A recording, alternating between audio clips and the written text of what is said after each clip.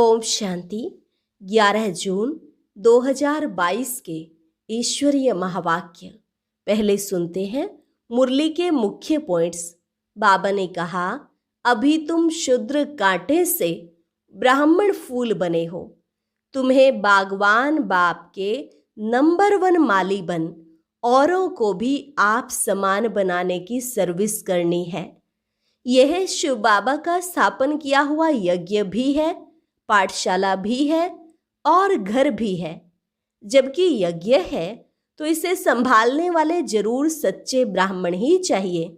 शूद्र तो यज्ञ रच नहीं सकते। बाप सिर्फ तुम ब्राह्मण बच्चों से ही बात करते हैं।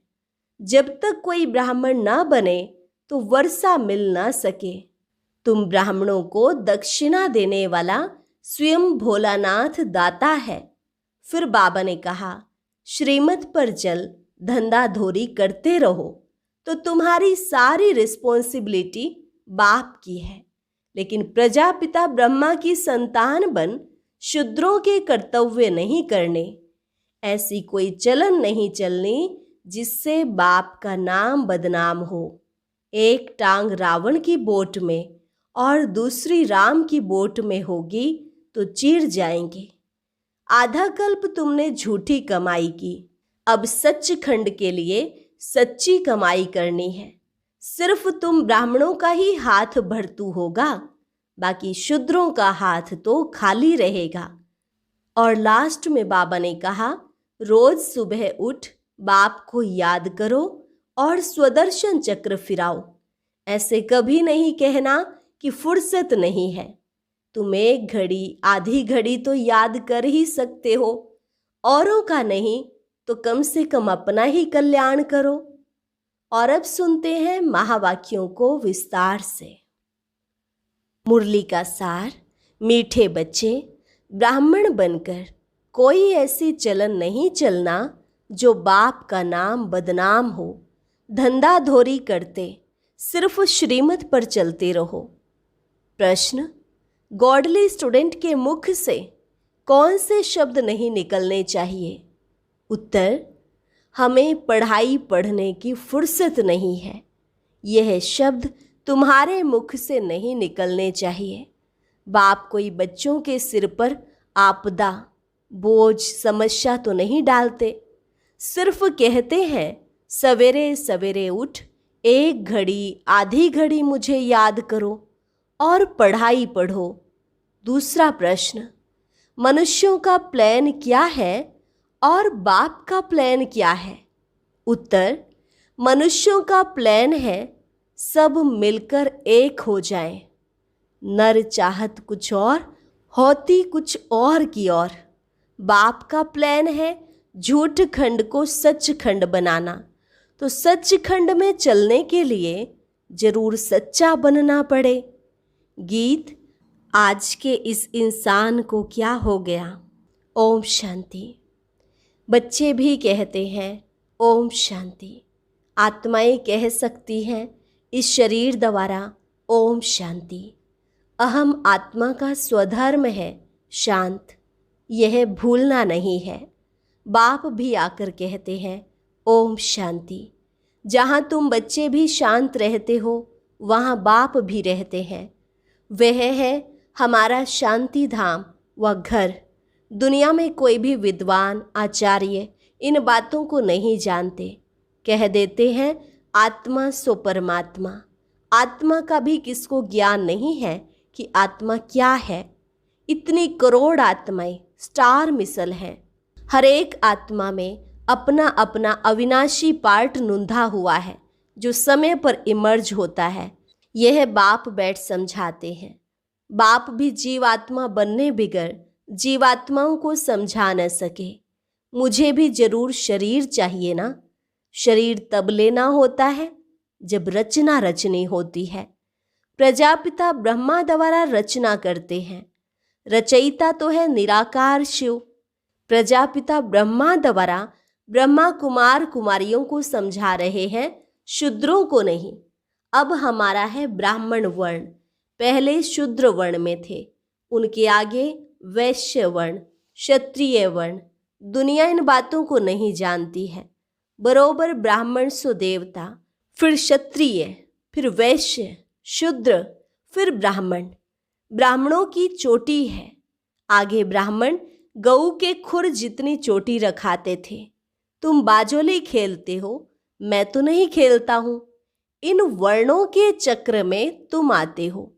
कितनी सहज बात है, तुम्हारा नाम ही है स्वदर्शन चक्रधारी। बाकी शास्त्रों में तो क्या क्या बातें लिख दी हैं। तुम समझते हो हम ब्राह्मण ही स्वदर्शन चक्रधारी बनते हैं, परंतु यह अलंकारों की निशानी देवताओं को दी है, क्योंकि वे संपूर्ण हैं, उन्हों को ही शोभते हैं। इस नॉलेज को धारण करने से तुम फिर चक्रवर्ती राजा बनते हो। अभी सम्मुख बैठे हो, यह है रुद्र ज्ञान यज्ञ। यज्ञ में ब्राह्मण जरूर चाहिए, शूद्र यज्ञ रच नहीं सकते। रुद्र शिव बाबा ने यज्ञ रचा है तो ब्राह्मण जरूर चाहिए। बाप कहते हैं मैं ब्राह्मण बच्चों से ही बात करता हूँ। कितना बड़ा यज्ञ है। जब से बाप आए हैं आते ही यज्ञ रचा है। इसको कहा जाता है अश्वमेध, अर्थात स्वराज्य स्थापन करने अर्थ। कहाँ? भारत में। सतयुगी स्वराज्य रचते हैं। यह शिव ज्ञान यज्ञ कहो व रुद्र ज्ञान यज्ञ कहो, सोमनाथ मंदिर भी उनका ही है। एक के बहुत ही नाम है। इनको यज्ञ कहा जाता है, पाठशाला नहीं कहा जाता। बाप ने रुद्र ज्ञान यज्ञ रचा है। यज्ञ को पाठशाला नहीं कहेंगे। ब्राह्मणों द्वारा यज्ञ रचा जाता है। ब्राह्मणों को दक्षिणा देने वाला दाता भोलानाथ है। उसको कहते ही हैं शिव भोलानाथ भंडारी। अब तुम सम्मुख बैठे हो। बाप दादा ने बच्चों को अडॉप्ट किया है। यह है बड़ी मम्मा। फिर माताओं की संभाल के लिए मम्मा मुकर्रर की जाती है। वह सबसे तीखी जाती है। इनका पार्ट है मुख्य। वह है ज्ञान ज्ञानेश्वरी जगदम्बा। महालक्ष्मी को ज्ञान ज्ञानेश्वरी नहीं कहेंगे। लक्ष्मी माना धन देवी। कहते हैं ना इनके घर लक्ष्मी है, अर्थात संपत्ति बहुत है। लक्ष्मी से ही संपत्ति मांगते हैं। 12 मास पूरा हुआ तो आह्वान करेंगे। जगदम्बा सबकी मनोकामनाएं पूरी करती हैं। बच्चे जानते हैं जगत अम्बा है प्रजापिता ब्रह्मा की बेटी। इनका नाम है सरस्वती। एक ही नाम बस है। मम्मा है तो बच्चे भी हैं। तुम शिव बाबा द्वारा नॉलेज सुन रहे हो। इनको बाप ने आकर अडॉप्ट किया है। नाम रखा है ब्रह्मा। कहते भी हैं मैं पतित शरीर में आता हूँ। शास्त्रों में भी यह कोई बातें नहीं है। तुम जानते हो नई दुनिया के लिए हम पुरुषार्थ कर रहे हैं। कांटे से फूल बन रहे हैं। शूद्र थे तो कांटे थे, अभी ब्राह्मण फूल बने हो। ब्राह्मणों को फूल बनाते हैं बाप। वह है बागवान। तुम नंबरवार माली हो। जो अच्छे अच्छे माली हैं वह औरों को भी आप समान बनाते हैं। सैपलिंग लगाते रहते हैं। नंबरवार हैं। इसको कहा जाता है स्पिरिचुअल ज्ञान। ईश्वर है ज्ञान देने वाला। शास्त्र आदि तो सब मनुष्य सुनाते हैं। यह रूहानी ज्ञान जो सुप्रीम रूहों को देते हैं। और कोई को रचयिता और रचना का ज्ञान मिलता ही नहीं। ऐसे ही गपोड़े मारते रहते हैं। यह है ही झूठी दुनिया। सब झूठ ही झूठ है। असल में पहले झूठे जवाहरात थे नहीं। अभी तो झूठे कितने हो गए हैं। सच्चे रखने नहीं देते। झूठ खंड में है रावण राज्य, सच खंड में है राम का स्थापन किया हुआ राज्य। यह है शिव बाबा का स्थापन किया हुआ यज्ञ। पाठशाला भी है, यज्ञ भी है, घर भी है।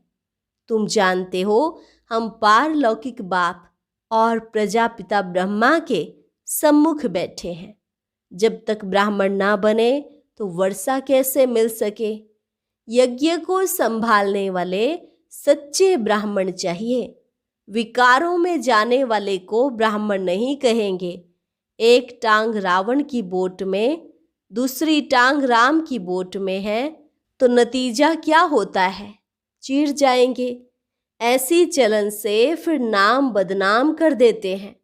कहलाते हैं प्रजापिता ब्रह्मा की संतान और कर्तव्य शूद्रों के।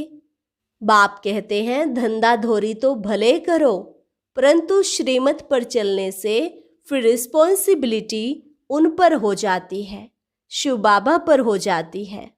तुम यहाँ आए ही हो ईश्वरीय मत लेने के लिए, वह है आसुरी मत। तुम श्रीमत लेते हो श्रेष्ठ बनने के लिए। ऊंचते ऊंच बाप ऊंची मत देते हैं। तुम जानते हो हमको ऊंची मत मिलती है मनुष्य से देवता बनने की। कहते भी हैं हम तो सूर्यवंशी राजा बनेंगे। यह है ही राजस्व, प्रजास्व नहीं। तुम राजा रानी बनते हो तो प्रजा भी जरूर बननी है। जैसे यह मम्मा बाबा पुरुषार्थ से बनते हैं तो बच्चों को भी बनना है। तुम बच्चों को भी खुशी होनी चाहिए। हम ब्रह्मा कुमार कुमारियां शिव बाबा के पोत्रे पोत्रियां हैं। शिव को प्रजापिता नहीं कहेंगे, वह है रचयिता। स्वर्ग में रहने वाले हैं देवी देवताएं। बाप ही मनुष्य को देवता बनाते हैं। तुम्हारी काया कल्प वृक्ष समान बनती है, रिज्यूनेट होते हैं। तुम्हारी आत्मा जो काली हो गई है उनको प्योर गोरा बनाते हैं। जब संपूर्ण पवित्र बन जाते हैं तो फिर शरीर नहीं रहता है। इसलिए ही भंभोर को आग लगती है जिसमें सबका विनाश हो जाएगा। यह है बेहद की बातें। यह बेहद का आइलैंड है। वह है हद के। जितनी भाषाएं उतने नाम रख दिए हैं। अनेक टापू हैं, परंतु यह सारी सृष्टि ही टापू है। सारी सृष्टि में रावण का राज्य है। गीत में भी सुनाना क्या हालत हो गई है। वहां एक दो को मारते नहीं है, वहां तो राम राजा राम प्रजा।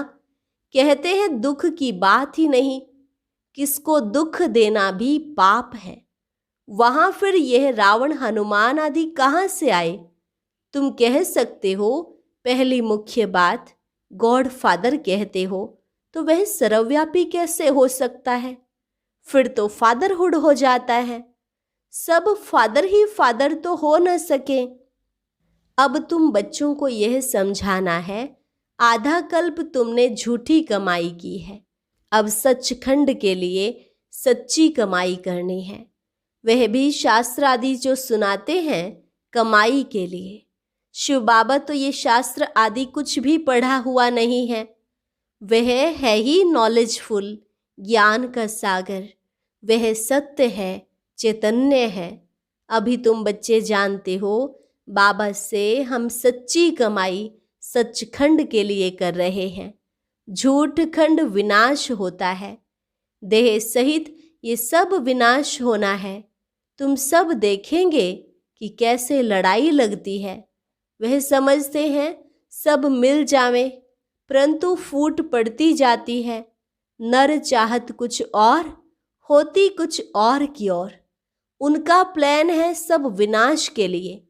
ईश्वर का प्लान क्या है सो अब तुम जानते हो। बाप आए ही हैं झूठ खंड को सचखंड बनाने के लिए, मनुष्य को देवता बनाने। सत्य बाप द्वारा तुम सच्चे बनते हो और रावण द्वारा झूठे बनते हो। बाप ही सत्य ज्ञान देते हैं। तुम ब्राह्मणों का हाथ भरतू होगा, बाकी शूद्रों का हाथ खाली रहेगा। तुम जानते हो हम सो देवी देवता बनेंगे। अब बाप सिर्फ कहते हैं गृहस्थ व्यवहार में रहते कमल फूल समान बनो और मुझे याद करो। याद क्यों भूलनी चाहिए? जो बाप स्वर्ग का मालिक बनाते हैं उनको तुम भूल जाते हो। यह है नई बात। इसमें आत्म अभिमानी बनना पड़े। आत्मा तो अविनाशी है, एक शरीर छोड़कर दूसरा लेती है। बाप कहते हैं देही अभिमानी बनो, क्योंकि वापस जाना है। देह का भान छोड़ो, यह 84 जन्मों की सड़ी हुई जूती है। कपड़ा पहनते पहनते सड़ जाता है ना। तुमको भी यह पुराना शरीर छोड़ना है। अब काम चिता से उतरकर ज्ञान चिता पर बैठो। बहुत हैं जो विकारों बिगर रह नहीं सकते। बाप कहते हैं, द्वापर से लेकर तुम इन विकारों के कारण ही महान रोगी बन पड़े हो। अब इन विकारों को जीतो, काम विकार में मत जाओ।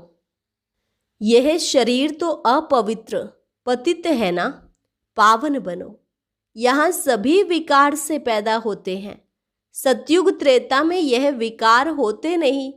वहाँ भी यह हो तो बाकी उनको स्वर्ग, इनको नरक क्यों कहा जाए।